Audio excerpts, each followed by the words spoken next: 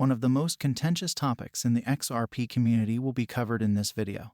Whether the entire Ripple SEC scandal was staged. In this video, we'll talk over some of the things that made many informed members of the XRP community think that the debate was all part of a plan to clear XRP. We will nevertheless provide you the opposing viewpoint and explain why it might not be possible, as well as how the current state of affairs in this case might imply that it is not a fake occurrence. Welcome to XRP Insider. We provide the latest news of XRP Ripple. To stay updated with exciting news, please do like, share, and subscribe to our channel. To know more, please watch till the end. There is a lot of discussion in the XRP community regarding whether or not this entire event is staged. Therefore, many people will find this to be interesting. They then briefly discuss the reasons why many residents of the town thought this tragedy was staged. The large number of SEC workers that met and discussed XRP was one of the primary elements that contributed to this finding. It was rejected prior to the trial on the grounds that XRP was not a security. Amazingly, after telling the public that different payment tokens like XRP are not securities, the SEC reverses course and pursues the exact type of token that it had earlier claimed was not a security. This intriguing event demonstrates that SEC authorities were aware that XRP is exactly what it is and that payment tokens are not securities. This demonstrates that the SEC isn't totally unable. I believe they understand that XRP is not a security. When debating whether or not this case was manufactured, the SEC nonetheless decided to file charges. It's interesting to note that prior to the Ripple SEC incident becoming public, many in the cryptocurrency community, especially those working in the legal sector, discussed the possibility of suing Ripple. However, with so many different tokens that resemble securities, attacking only Ripple makes no sense. When the SEC initiated this lawsuit against the only cryptocurrency business likely to defy the SEC, Ripple, it attracted a lot of media interest. Another intriguing indication that this love affair was pre-planned, according to us, is this. When you consider it, you ponder the SEC's motivation for wanting to do this. After all, why attack the sole market participant with self-defense capabilities if their main objective is to destroy cryptocurrencies and take control of them? They reaffirmed that tokens are not securities and that they will have no need to search for a token that the SEC has identified as not a secure payment method.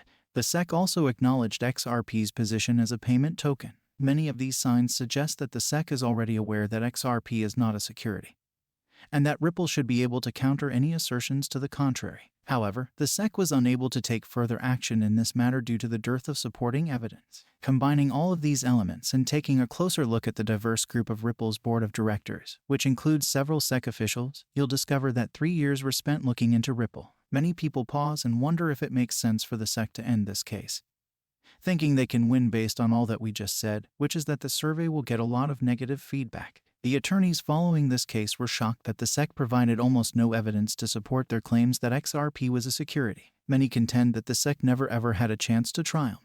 Therefore, what is the point of pursuing this case if the SEC is never going to prevail? Even if the same individuals frequently assert that this lawsuit's goal is to establish regulatory certainty, and that Congress should fulfill its obligation by providing clarity on digital assets. Therefore, the only means of establishing rules for digital assets in the future will be through the courts. Judges must establish legal standards for what is and is not safe. For it to occur, a significant case must be brought. This SEC lawsuit will set new precedent, since this circumstance precisely meets that criterion. It sets the bar for how cryptocurrencies are growing in the U.S. We are currently witnessing this, since the case may proceed to summary judgment and we would receive a comprehensive inquiry of what makes XRP not entirely at fault. Finding out might really be a little unlikely. In fact, there are various issues that must be taken into account when developing another argument. These arguments unquestionably undermine case staging. First off, just because this dispute costs both sides a lot of money doesn't mean that either of these two businesses intended to waste so many resources.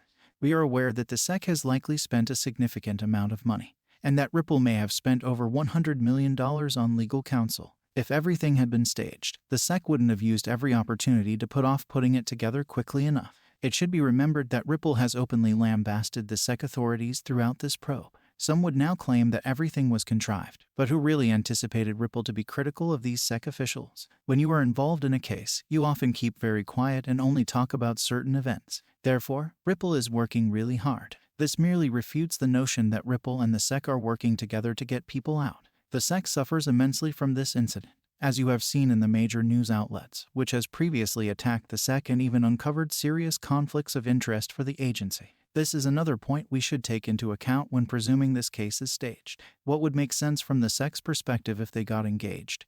And why doesn't it make sense? Simply put, What if the US government plays a negative card against Ripple to mask the fact that they are already cooperating? What if the central thesis of the whole story is that other countries will eventually outperform the United States in terms of banking and cross-border trade? What if it was a ruse to strike accords with other countries as quickly as possible, which would account why Ripple seems to be on the other side? Was this done on purpose? Let's investigate, as there is a crypto analyst's point of view. As with any substantial federal complaint, the details are complicated, but the gist is that Ripple produced a lot of XRP, retained a lot of it for itself and its executives, and sold the rest, worth more than $1 billion, to the general people. A complex plan to artificially inflate the price of the XRP coin was exposed in the lawsuit, and they marketed it with the assurance that if the Ripple business thrived, so would the value of the XRP token.